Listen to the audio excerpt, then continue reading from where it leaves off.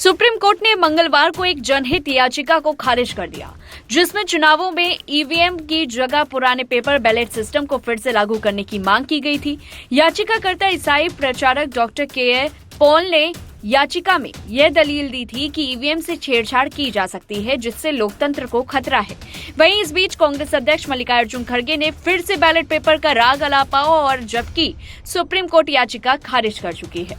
एक तरफ supreme court ने बैलेट पेपर से चुनाव करने की मांग खारिज कर दी, तो दूसरी तरफ कांग्रेस पार्टी के अध्यक्ष मल्लिकार्जुन खड़गे ने बैलेट पेपर से चुनाव कराने की मांग को लेकर पूरे देश में आंदोलन करने की बात कही। महाराष्ट्र विधानसभा चुनाव में हार के बाद खड़गे ने कहा है कि बैलेट पेपर से ही चुनाव कराने चाहिए।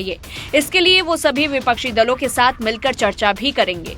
रिपोर्ट्स के मुताबिक सुप्रीम कोर्ट में जस्टिस विक्रम नाथ और जस्टिस पीबी वराले की बेंच ने याचिका को सुनवाई के योग्य ही नहीं पाया।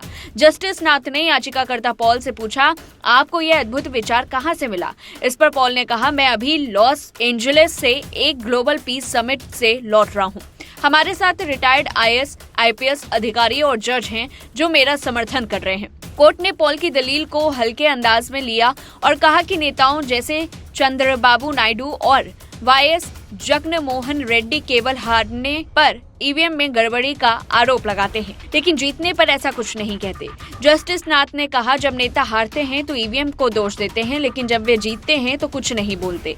यह अदालत इस तरह के तर्कों को स्वीकार नहीं कर सकती। फिर आगे पॉल ने कहा कि हर कोई जानता है कि चुनावों में पैसे बांटे गए थे, तो बेंच ने टिप्पणी की, हमें किसी चुनाव के लिए कभी पैसा नहीं मिला। याचिकाकर्ता डॉक्टर पॉल ने तर्क दिया कि भारत को अमेरिका जैसे देशों के रास्ते पर चलना चाहिए, जहां फिजिकल बैलेट सिस्टम का उपयोग होता है। उन्होंने कहा कि 197 में से 180 देशों में पेपर बैलेट का उपयोग होता है।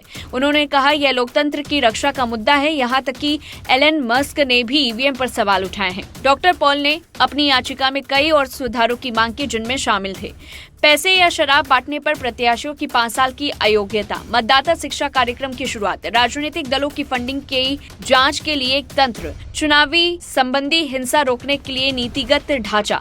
पॉल ने कोर्ट से यह भी अनुरोध किया कि चुनावी सुधारों के लिए एक व्यापक नीति बनाई जाएगी। उन्होंने कहा कि 18 राजनीतिक दलों ने उनका समर्थन किया और चुनाव आयोग ने 9,000 करोड़ रुपए की जब्ती की घोषणा की थी।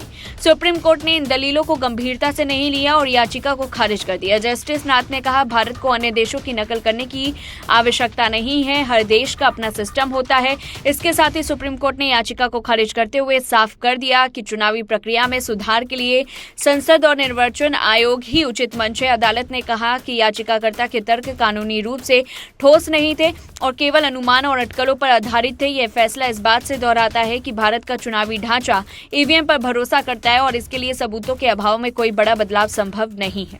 इस पूरी रिपोर्ट को लेकर के आपकी क्या कुछ राय है, कमेंट बॉक्स में बताएं। तब तक के लिए देखते रहिए लाइव टीवी न्यूज।